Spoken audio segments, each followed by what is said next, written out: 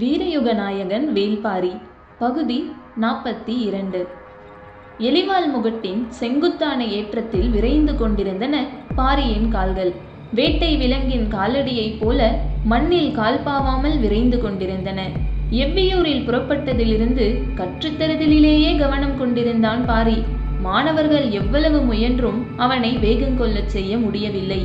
எரிவண்டை கொண்டு அவனது ஓட்டத்தை வேகப்படுத்தினான் முடிநாகன். கருங்கொண்டை வல்லூறு கொண்டு அதனை மட்டுப்படுத்தினான் பாரி. அதன்பின் அழுகுரல் பறவையின் குரல் கேட்டு ஏதோ ஆபத்து என உணர்ந்தான். ஆனால் இப்பொழுதோ அந்த ஆபத்து என்னவென்று கண்ணெதிரே பார்த்துவிட்டான். தேக்கன் அடித்து தூக்கி வீசப்பட்டதை பார்த்த கணத்தை இப்பொழுது வரை நம்ப முடியவில்லை. அவர்களின் தாக்குதல் வேகத்தில் மாணவர்கள் காற்றில் பறந்தார்கள். பெருங்கூடைகளில் தெய்வவாக்கு விலங்கை அள்ளிக்கொண்டு பரம்பின் காடுகளுக்குள் யாரோ ஓடிக்கொண்டிருக்கிறார்கள். கண் பார்ப்பதை நம்ப முடியாத கணத்தில் கால்களின் வேகம் கட்டுக்கடங்காமல் இருந்தது. அடற்காட்டுக்குள் மனித குரல் கேட்டபொழுது பாரியின் ஐயம் தீர்ந்தது. இரத்தச் சிலந்தி இருக்கும் இக்காட்டுக்குள் தேக்கன் மட்டுமல்ல, பரம்பு மக்கள் யாரும் போக மாட்டார்கள். அதற்குள் மனித குரல் கேட்கிறது என்றால் வெளியிலிருந்து எவனோ உள்ளே நுழைந்திருக்கிறான். வந்தவன் ஒருவனாக இருந்தால் தேக்கன் நம்மை அழைத்து வர மாணவர்களை அனுப்பியிருக்க மாட்டான்.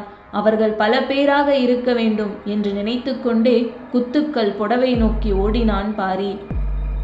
கருஞ்சுரைக்காயை எடுத்த பின் ஆதிமலையின் முகட்டை அடைந்தான் தேக்கன். அடற்காட்டுக்குள் மாட்டியிருக்கும் எதிரிகள் எப்படியும் இத்திசையில்தான் வெளியேற வேண்டும். வெளியேறிய கணத்தில் மாணவர்கள் அவர்களின் முகம் பார்த்து கவன் எறிய வேண்டும் என்று சொல்லி ஈட்டியை இறுக பிடித்து ஆயத்தமாக இருந்தான். ஆனால் தேக்கனின் அதிர்ச்சி அவர்கள் வெளிவந்த கணத்திலேயே தொடங்கியது. ஒருவனை தவிர மற்ற 4வரும் காட்டை விட்டு வெளியே வந்தனர். இரத்தச் சிலந்திகள் இருக்கும் காட்டை எப்படி இவர்கள் கடந்தனர் என்ற அதிர்ச்சி தேக்கனை சற்றே தாமதிக்க வைத்தது. காட்டை விட்டு வெளியேறிய கணத்தில் தாக்குதலை சந்திக்க வேண்டியிருக்கும் என்ற எதிர்பார்ப்போடு வந்த காலம்பன் தேக்கன் ஈட்டி எறியும் முன் தனது வலைத்தடியை சுழற்றினான். கண்ணிமைக்கும் நேரத்தில் அது தேக்கனின் கழுத்துக்கு வந்தது. கவனமாய் அதனை தட்டிவிட்டு விலகினான். திசைக்கு ஒன்றாய் நின்ற மாணவர்கள் கவன் வீசத் தொடங்கிய அந்த காட்சிதான் தொலைவில் ஓடி வந்து கொண்டிருந்த பாரியின் பார்வையில் முதலில் பட்டது. அவர்கள் தேக்கனை தாக்கிய வேகத்தையும் மாணவர்களை சுழற்றி வீசியதையும் பார்த்தபடியே வெறிகொண்டு ஓடி வந்தான் பாரி. மலைச்சரிவில் பாறைகள் உருண்டன. மடுவன் வீசிய கவனிலிருந்து பறந்த கருஞ்சுரைக்காய் ஒருவனின் முகத்தில் அடித்து தெரித்த கணத்தில்தான் அந்த இடத்தை அவர்கள் சூறையாடினார்கள். அடிபட்டவன் முகத்தை மூடியபடி கதறிக்கொண்டு பாறையில் மோதி மண்ணில் உருண்டான். பரம்பு நாட்டின் நாசான், பகரியை வேட்டையாடிய பெருவீரன், எத்தனையோ மாணவர்களை காடறிய அழைத்துச் சென்று மாவீரர்களாக உருவாக்கியவன், தனியொருவனாக எவ்விலங்கினையும் வீழ்த்தும் ஆற்றல் கொண்ட தேக்கன் தனது முழு ஆற்றலையும் திரட்டி மோதினான். ஆனால் அவனது ஆற்றல் முழுவதும் தற்காத்து கொள்ளவே போதுமானதாக இருந்தது. சூழப்பட்ட எதிரிகளின் வலிமை ஒப்பிட முடியாததாக இருந்தது. அவர்களின் தாக்குதலை உள்வாங்கியபடி மனம் அவர்களின் திறனை கணித்து கொண்டிருந்தது. ஆனால் உடலோ தூக்கி வீசப்பட்டு கொண்டிருந்தது. பாரி இடம் வந்து சேர்ந்த பொழுது எல்லாம் முடிந்திருந்தது. கருவிழி ஒழுகி துடித்து கதறிக்கொண்டிருந்த ஒருவனின் முதுகில் இருந்த பெருங்கூடையை அறுத்து எடுத்தனர் மாணவர்கள். தேவவாக்கு விலங்கின் அடங்காத கத்தலும், தூக்கி வீசப்பட்ட மாணவர்களின் வேதனை குரலும், கருவிழி கலங்கியவனின் கதறலும் எங்கும் எதிரொலித்துக் கொண்டிருந்தன. ஆதிமலையின் முகட்டை கடந்த அவர்கள் சிறிது தொலைவு போவதற்குள் முகட்டின் பின்புற சுனையில் பதுங்கியிருந்த 7 பேர் அவர்களுடன் இணைந்து கொண்டனர். அவர்களின் ஓட்டம் மர இடுக்குகளுக்குள் மறைந்தது. தாக்குதல் முடிந்ததும் வந்து சேர்ந்த பாரி கன நேரமும் தாமதிக்காமல் துடித்து கிளம்பினான். கிளம்பிய வேகத்தில் அவனை இறுக பற்றி நிறுத்த முயன்றான் தேக்கன். தேக்கனின் செயலுக்கு காரணம் புரியாமல் பாரி திகைத்த பொழுது தேக்கனின் வாய் முணுமுணுத்தது. அவர்கள் பலர், நீ ஒருவனாக போக வேண்டாம். தேக்கனின் சொல் பாரியை நிலைகுலையச் செய்தது. பரம்பின் ஆசானாய் இப்படி பேசுவது? நான் ஒருவனா? இது எனது காடு. மரமும் செடியும் கொடியும் விலங்கும் இருக்கிற இக்காட்டில் நான் எப்படி தனியனாவேன்?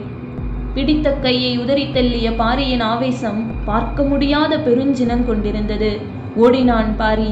காடதிர காற்றதிர கண்ணில் வெறிகொண்டு ஓடினான். பரம்பு நாட்டின் தேவவாக்கு விலங்கை தூக்கி கொண்டு ஆதிமலையை ஒரு கூட்டம் கடந்து விட்டதென்ற உண்மையை கொன்று புதைக்க ஓடினான். எவ்விலங்கின் ஓட்டத்தையும் மிஞ்சக்கூடியவன் வேல்பாரி. காட்டின் எத்தரையிலும் முழு வேகத்தோடு ஓடக்கூடிய விலங்கு எதுவும் இல்லை. ஒவ்வொரு விலங்குக்கும் ஓட்டம் உச்சங்கொள்ளும் இடமும் உண்டு, ஊனங்கொள்ளும் இடமும் உண்டு. எவ்வளவு வேகமாக பாய்ந்து வந்தாலும் கமரிப்புல் இருக்கும் காட்டில் வரிப்புலி காலடி எடுத்து வைக்காது. முக்கொற்றைக்கோரை முளைத்து கிடக்கும் தரையில் வேங்கை புலி கால் பதிக்காது. முசுறுப்புல் காட்டில் பாம்பு நகராது. வாட்கோரைக்குள் மான் ஓடாது. ஒவ்வொரு விலங்கின் ஓட்டத்துக்கும் நகர்வுக்குமான அடிப்படை முளைத்து கிடக்கும் செடி கொடிகளிலும் இருக்கிறது. பரம்பின் எந்த நிலத்திலும் எந்த புதரிலும் எந்த காட்டிலும் வேகம் குறையாமல் ஓடக்கூடியவன் வேல்பாரி. அவனது பாதத்தின் அகலமும் தோள்களின் வலிமையும் இணையற்றவை. பிடரிமயிர் சிலிர்க்க ஓடும் பாரியின் ஓட்டத்தை மறித்து நிற்கும் உயிரெதுவும் பரம்பு காட்டுக்குள் இதுவரை இல்லை. ஓடிக்கொண்டிருந்த எதிரிகள் எதிர்த்திசை காட்டை நோக்கி ஓடாமல் வலப்புறச் சரிவை நோக்கி இறங்கத் தொடங்கினர். யாராவது பின்தொடர்ந்து வந்தால் அவர்களை திசை மாற்றவே இத்தந்திரத்தை செய்தனர். அவர்கள் தங்களின் வழியை மாற்றிவிட்டனர் என்பதை சிறிது நேரத்திலே கண்டறிந்தான் பாரி. சிவப்பு மூக்கு ஆக்காட்டி வலப்புற ஓடையின் பக்கம் நெடுநேரம் குரல் கொடுத்து கொண்டிருந்தது. அவர்கள் அப்பக்கம் திரும்புவார்கள் என யாரும் எதிர்பார்க்க முடியாது. அத்திசை நோக்கி படுவேகமாக பாரி இறங்கினான். எலிவால் முகட்டில் மோதல் நடந்த பொழுது 3 பேராக இருந்தவர்கள் இப்பொழுது எப்படி எண்ணற்றவர்களாக மாறினர்? முகட்டின் கீழ்த்திசையில் ஏன் மறைந்திருக்க வேண்டும்? அப்படி என்றால் இன்னும் எத்தனை பேர் மறைந்துள்ளனர்? மனதில் வினாக்கள் அடுத்தடுத்து எழுந்து கொண்டிருந்த பொழுது அதற்கான விடையை கண்டறியும் முன்னே அடுத்த வினா எழுந்து வந்தது. எலிவால் முகட்டை கடந்து கீழ்ப்புறம் இறங்கியவர்கள் அதற்குள் எப்படி முகட்டின் அடிவார ஓடையை அடைந்தார்கள்? தேக்கனிடம் சில சொற்களை பேச மட்டுமே நான் நேரம் செலவிட்டேன். ஆனால் அவர்கள் அதற்குள் ஓடைக்கு போய்விட்டார்கள் என்றால் அவர்களின் வேகம் நினைத்து பார்க்க முடியாதபடி இருக்கிறது. தேக்கனும் மாணவர்களும் இணைந்து தாக்குதல் தொடுத்த பின் வேகத்தை இன்னும் கூட்டியுள்ளனர். என்ன கூட்டினாலும் என்ன, அவர்கள் பரம்பின் காட்டுக்குள் தானே ஓடிக்கொண்டிருக்கின்றனர். பாரியின் மனம் எதிரிகளை புரிந்து கொள்ளவும் அவர்களின் வேகத்தை கணிக்கவும் தனது தாக்குதலுக்கான முறையை உருவாக்கவும் முயன்று கொண்டிருந்த பொழுது அவனது கால்கள் ஏறக்குறைய பறந்து கொண்டிருந்தன. கீழ்த்திசை ஓடையை அவன் அடைந்தான். காட்டோடையில் நீர் பெருகி ஓடியது. ஓட்டத்தின் வேகம் முழுமையாக அருந்தது. ஓடையை நீந்தி கடந்தான். அவர்கள் வெகு நேரத்துக்கு முன்னமே ஓடையின் மறுகரைக்கு போய்விட்டனர். அது அடர் மரங்களற்ற காடு. புல்மேவிய 2 குன்றுகளை கொண்டது. ஓடுவதற்கு ஏற்ற நிலவாகு. பாரி கரையேறும் முன்னே அவர்கள் கண் பார்வையில் இருந்து மறைந்து விட்டனர். எதிரிகளின் ஆற்றல் ஓட்டத்தில் இருக்கிறது. அடர்ந்த மரங்களுக்கிடையிலே இவ்வளவு வேகமாக ஓடக்கூடியவர்கள் புதர்களற்ற நிலப்பரப்பில் இன்னும் விரைவு கொள்வர். அதுவும் தங்களை பரம்பினர் கண்டறிந்து விட்டனர் என்பதனால் கட்டுக்கடங்காத வேகம் கொள்வர். அதனை தடுக்க என்ன வழி என்று சிந்தித்தபடியே கரையில் அடர்ந்து கிடக்கும் காட்டு மரங்களுக்கிடையே புகுந்து வெளியேறினான். வெளியேறிய இடத்தில் முடிச்சிட்டு கிடந்த பெருவேர்களை தாவிக் கடந்த பொழுது அவன் கண்ணீர் பட்டதொரு செடி. சட்டென ஓட்டத்தை நிறுத்தி பெருமுடிச்சிகளை நோக்கி திரும்பினான். மரவேர்களின் கீழ்ப்பக்கம் முளைத்து கிடந்ததை பார்த்ததும் மனதின் ஆழத்துக்குள் இருந்து சிறு மகிழ்ச்சி மேலேறி வரத் தொடங்கியது. மரவேர்களின் இடப்புறம் அணுவல்லி பூண்டு விளைந்து கிடந்தது. சற்றே நின்று மூச்சு வாங்கினான். அதன் இலைகளை எடுத்து உண்போமா வேண்டாமா என முடிவெடுக்க சிறிது தயங்கினான். அணுவல்லி பூண்டின் இலை மனிதனை மூர்க்கம் கொள்ள வைக்கும். இரத்த ஓட்டத்தை கூட்டி வெறியேற்றும். உடலுக்குள் இருக்கும் ஆற்றலின் விசையை பெருந்தீயென கிளர்த்திவிடும். அவனது சிந்தனை என்னவாக இருக்கிறதோ அதனை நோக்கி பெருவேகத்திலே உடலை ஏவும். எனவே அதனை உட்கொள்வதில் மிக கவனம் தேவை. ஏற்கனவே உடலெங்கும் வெறி கூடி கிடந்த பாரி சற்றே சிந்தித்து ஒரு சில இலைகளை வாயில் போட்டுக்கொள்வோம் என நினைத்து அதன் ஒரு தண்டினை இழுத்தான். மொத்த செடியும் கையோடு வந்தது. எண்ணத்தின் வேகம் அப்படி இருக்கிறது என்பதை உணர முடிந்தது. ஓரிரு இலைகளை மட்டும் பறித்து வாயிற் போட முனைந்தான். அப்பொழுது அருகிலிருந்த பாறையின் பின்புறம் மூச்சிறைக்கும் சிற்றோசை கேட்டது.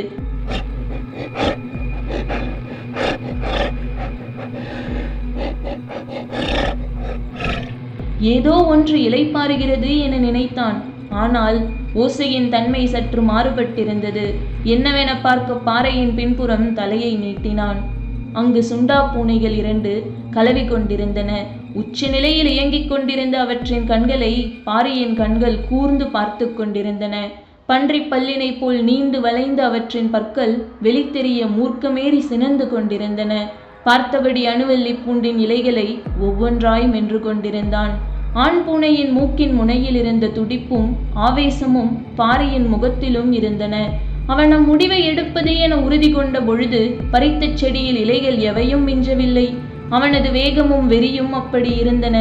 அவை இயங்கி முடிக்கும் கணத்துக்காக காத்திருந்தான். அவை தமது பணியை முடித்து விட்டன என்று அவன் முடிவு செய்த கணம் வலது கால் அருகிருந்த கல்லை எத்திவிட்டது. அந்த கல் கீழிருந்த பெண் பூனையின் முன்னெற்றியில் பட்டு தெரித்தது. சற்றே கண் சொருகியிருந்த அது இத்தாக்குதலால் வெகுண்ட பொழுது மேலிருந்த ஆண் பூனை நிலை தடுமாறி சரிந்தது. இரண்டின் கண்களுக்கும் முன்னால் பாரி. கலவி முடிந்ததும் உருவாகும் தீரா பசியோடு சீண்டிவிடப்பட்ட சினமும் சேர்ந்தது. இரண்டும் நின்று கொண்டிருப்பவனை தாக்க பாயத் தொடங்கிய பொழுது அவன் தனது வேலையை காட்டத் தொடங்கினான். கால்கள் முன்பாய்ந்து ஓடத் தொடங்கின. சுண்டா பூனையின் வெறி கணக்கில்லாத மடங்கு பெருகியது. சீண்டலின் உச்சத்துக்கு இரு பூனைகளும் உள்ளாயின. சுண்டா பூனையின் மூர்க்கமும் அணுவல்லி பூண்டின் இலைகள் கிளர்த்திய மூர்க்கமும் காற்றை கிழித்து காட்டை அதிரச் செய்தன. பாரியும் வெறி கொண்ட இரு விலங்குகளும் ஓடிய வேகம் இதுவரை காடு பார்த்திராதது. ஓட்டத்தின் வேகம் கூட கூட சுண்டா பூனைகளின் வெறி மேலேறியபடியே இருந்தது. காலை பொழுதில் தொடங்கிய கலவி இவ்வுச்சி பொழுதில்தான் முடிவுக்கு வந்தது. உடல் மொத்தமும் இடைவிடாது இயங்கி முடித்ததும் அடிவயிறெங்கும் பற்றி எழும் பசி நெருப்பு அவற்றின் மூர்க்கத்தை எண்ணிலடங்காத மடங்கு அதிகப்படுத்தியது. கல்லால் அடித்து சீண்டிவிட்டு சீண்டியவனின் கால்கள் நிற்காமல் ஓடும் பொழுது அவை இதுவரை இல்லாத சினமும் சீற்றமும் மிக்கவைகளாகின. காடறிய அடிநாக்கில் நஞ்சு கசப்பை உள்வாங்கிய மாணவர்கள் நேற்றிருந்து ஓடிக்கொண்டே இருக்கிறார்கள். கொடும் நஞ்சு இடைவிடாமல் அவர்களின் தொண்டைக்குள் சுரந்து கொண்டே இருக்க என்ன ஒரு வேதனையை அவர்கள் அனுபவித்திருப்பார்கள். வீரகுடி ஆசானை அடித்து தூக்கி போட்டு தேவவாங்கு விலங்கை தூக்கிச் செல்லும் வலிமை இவ்வுலகில் யாருக்கோ இருக்கிறது என்பதை ஏற்றுக்கொள்வதும் செத்து மடிவதும் ஒன்றுதான். பரம்பு நாட்டின் அடையாளத்தை எடுத்துச் செல்லும் இவர்களின் உயிர் இன்னும் பரம்பின் எல்லைக்குள் தான் இருக்கிறது என்பதை சகித்து கொள்ள முடியாத கோபமும் வெறியும் பாரியை கட்டுக்கடங்காத ஆவேசம் கொள்ளச் செய்தன. ஓட்டத்தின் வேகத்தை சரிந்து கிடக்கும் நிலமும் படர்ந்து கிடக்கும் செடி கொடிகளும் முடிவு செய்கின்றன. சுண்டா பூனைகளின் முதுகெலும்பு வில்லை போல வளைந்து நீள 4 கால் பாய்ச்சலில் ஓடி வந்து கொண்டிருந்த பொழுதும் அவற்றால் நெருங்க முடியாத வேகம் கொண்டு பாரி ஓடுவதற்கு காரணம் கண்ணுக்கு முன்னால் ஓடும் எதிரிகளும் கண் தெரியாத வெறியை உருவாக்கிய அணுவல்லி பூண்டுமே. விலங்குகள் தங்களின் இரை நழுவி போகும் காலம் நீளுகையில் இயல்பிலே பல மடங்கு ஆவேசத்தை அடைகின்றன. சுண்டா பூனைகள் இவ்வளவு வேகம் கொள்வதற்கு அதுதான் காரணம். பாரி அவற்றை விட வேகமெடுத்து ஓடிக்கொண்டிருப்பதற்கும் அதுதான் காரணம். இப்பொழுது அவனது மனமும் செயலும் விலங்கினும் கொடுஞ்சினம் கொண்டிருந்தன. அதையும் கடந்து ஒருவேளை சுண்டா பூனைகள் அவன் மீது பாயுமையானால் இடுப்பில் இருக்கும் 2 கத்திகளும் அவற்றின் கீழ்த்தொண்டையில் இறங்க ஆயத்தமாகத்தான் இருந்தன. ஆனால் பாரி அதனை செய்யப்போவதில்லை. ஏனென்றால் விரட்டி வரும் 2ம் அவனுடைய இரையல்ல, ஆயுதங்கள். காமத்தில் ஏறிய வேகம் குறையாமல் அவற்றை இழுத்து வந்து கொண்டிருப்பதற்கு காரணம் அதே வேகத்தோடு வேட்டையில் இறக்குவதற்காகத்தான். சுருள்வால் கொண்ட சுண்டா பூனையின் பன்றிப் பற்களும் நீள் வளைவு நகங்களும் பரம்பின் தரப்புக்காக களமிறங்கப் போகின்றன. தீராத காமம் தீரும் பொழுது கிடைக்க வேண்டிய உணவுக்கான விருந்துக்கு அழைத்துச் சென்றான் வேல்பாரி. இதோ விருந்து மிக அருகில் வந்து விட்டது. அவன் அழைத்து வரும் விருந்தாளிகள் அதனை விட அருகில் வந்து விட்டன. முன்னால் ஓடிக்கொண்டிருப்பது வேட்டை உணவு, பின்னால் வந்து கொண்டிருப்பன வேட்டை விலங்குகள். இரண்டுக்கும் இடையில் விட்டு விலகும் சரியான கணத்தை முன்வைத்த கால்விரல்கள் தீர்மானித்தன. பாரி இடப்புற பள்ளம் நோக்கி எவ்வி பாய்ந்து சரிந்த கணத்தினை சுண்டா பூனைகளால் நினைவு கொள்ள முடியாமல் இருந்ததற்கு காரணம் கையளவு தொலைவில் ஓடிக்கொண்டிருந்த எண்ணற்ற மனிதர்களின் ஓட்டம். சரிவில் உருண்டு வேர்கள் பிடித்து இங்குமங்குமாக தூக்கி வீசப்பட்டு அடிப்பள்ளத்தில் பாரி நிலை கொண்ட பொழுது மேலே வேட்டை முழு வேகத்தில் நடந்து கொண்டிருந்தது. சுண்டா பூனைகளின் ஆவேசத்துக்கும் ஆற்றலுக்கும் இறை எதுவும் மிஞ்சாது. கதறலும் தாக்குதலும் உச்சத்தில் நிகழ்ந்தன. எதிரிகள் என்னவென்றே கணிக்க முடியாத பொழுது நிகழ்ந்த தாக்குதல் இது. ஓசைகள் காற்றை கிழித்துக் கொண்டிருந்தன. உயிர் போகும் கதறலும் ஆவேசம் கொண்ட கூக்குரலும் எங்கும் எதிரொலித்தன. எத்தகைய ஆயுதத்தை கொண்டு தாக்கினாலும் இவ்வளவு வலிமை கொண்ட எதிரிகளின் கூட்டத்தை தனியொருவன் அழிப்பது எளிதன்று. பாரி இக்கூட்டத்தை அழிக்க காட்டின் வலிமை மிகுந்த ஆயுதத்தை ஏவியுள்ளான். எந்த ஒரு எதிரியாலும் நினைத்து பார்க்க முடியாத தாக்குதலாக இது இருக்கப் போகிறது. சுண்டா பூனையின் முன்வளைந்த பன்றிப்பல்லும் முனை நீண்ட அதன் கால்நகங்களும் ஓடிக்கொண்டிருப்பவர்களின் மேலே ஒரு முறைப்பட்டால் போதும், அதன்பின் அவன் கொட்டும் குருதிக்கு அளவேதும் இருக்காது. அதுவும் பழக்கப்படுத்தவே முடியாத காட்டு விலங்குகளை வைத்து நிகழ்த்தும் தாக்குதலை எதிர்கொண்டு மீள்வது எளிதல்ல. வேட்டை நாயை தவிர வேறு எவ்விலங்கையும் மனிதனை நோக்கி ஏவ முடியாது. அதுவும் இப்பயங்கர விலங்கை எப்படி ஏவினார்கள் என்று திகைப்பு அடங்கும் முன் அவர்களின் உயிர் மூச்சு அடங்கி இருக்கும். பாறையின் மேற்புறத்தில் கேட்டுக்கொண்டிருந்த பேரோசை கொஞ்சம் கொஞ்சமாக குறையத் தொடங்கியது. வேட்டை முடிவுக்கு வந்ததை எழும் ஓசைகள் சொல்லின. பாரி மேலேறி வர முடிவெடுத்தான். குருதி மிதக்கும் குலம் போல இருக்கும் அந்த இடத்தை காண திண்டுகளையும் வேர்களையும் பிடித்து மேலேறி வந்தான். ஒரு போர்க்களத்தின் உள்ளங்கையை போல் அவ்விடம் இருந்தது. இங்கும் அங்குமாக பலரும் சிதறி கிடந்தனர். அருகில் குடல் சரிந்து ஒரு சுண்டா பூனை கிடந்தது. இன்னொன்று தப்பியோடி இருக்க வேண்டும். ஒரு கூடையை கடித்து இழுத்துள்ளதால் அதிலிருந்த தேவவாக்கு விலங்குகள் வெளியில் சிதறியிருக்கின்றன. அவற்றை தப்பியோடிய பூனை விழுங்கி முடித்திருக்க வேண்டும். குருதிக்களம் விட்டு பார்வையை நகர்த்தி அடுத்த குன்றை பார்த்தான் பாரி. தப்பித்த மூவர் சற்று தொலைவில் நடுமலையின் விளிம்பை நோக்கி ஓடிக்கொண்டிருந்தார்கள். மூவரின் தோள்களிலும் கூடைகள் இருந்தன. ஆவேசம் கொண்ட சுண்டா பூனைகளின் தாக்குதலையும் மிஞ்சி ஓடும் மூவரை பாரியின் கண்கள் வியப்புற்று பார்த்தன. 7 பேரை பலி கொடுத்தாலும் தூக்கிய 3 கூடைகளை விட்டுவிடாமல் அவர்கள் ஓடிக்கொண்டிருக்கின்றனர். பாரி மீண்டும் ஓடத் தொடங்கினான். எதிரிகளின் ஆற்றல் நம்ப முடியாதபடி இருந்தது. இவ்வளவு தாக்குதலுக்கு பின்பும் அவர்களின் வேகம் குறையாமல் இருந்ததை அவனது கண்கள் கணித்து கொண்டிருந்தன. உடன் வந்தவர்களில் பெரும்பான்மையோரின் மரணம் அவர்களின் வேகத்தை சிறிதும் தளர்த்தவில்லை. அவர்களின் உடலும் மனமும் எதனையும் பொருட்படுத்தாத வேகம் கொண்டிருக்கின்றன என்று அவனுக்கு தோன்றியது. மீண்டும் அவன் ஓடத் தொடங்கினான். நடுமலையின் உச்சிக்கு வந்தான். அவன் கண்ணுக்கு முன்னால் தேவவாக்கு விலங்கை எடுத்துக்கொண்டு மூவர் நடுமலையின் முகட்டை கடந்திருந்தனர். அவர்கள் கீழிறங்கிய இடம் மனிதனால் சற்றும் நகர முடியாத பெரும் மலை பள்ளத்தாக்கு.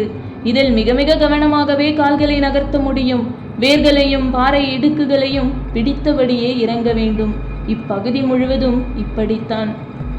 பொழுது மங்கத் தொடங்கிய நேரம். அவர்கள் பாறைகளின் 2 இடுக்குகளின் வழியே கவனமாக இறங்கிக் கொண்டிருந்தனர். பொருத்தமான இடத்தில் நின்று அவர்களை கவனிக்கத் தொடங்கினான். இப்பொழுது அவர்கள் 3 பேராக இல்லை. நிறைய தலைகள் தெரிந்தன. பாறையின் இடுக்குகளில் காத்திருந்தவர்கள் மீண்டும் இணைந்து விட்டனர் என்பது புரிந்தது. மூச்சிரைத்தபடி பார்த்து கொண்டிருந்தான். கண்களுக்கு முன்னால் வேட்டை தப்பித்து போய்க் கொண்டிருந்தது. சுண்டா பூனைகளை வீழ்த்திவிட்டு தப்பி போகும் மனிதர்களை அவனது கண்கள் முதன்முறையாக பார்த்தன.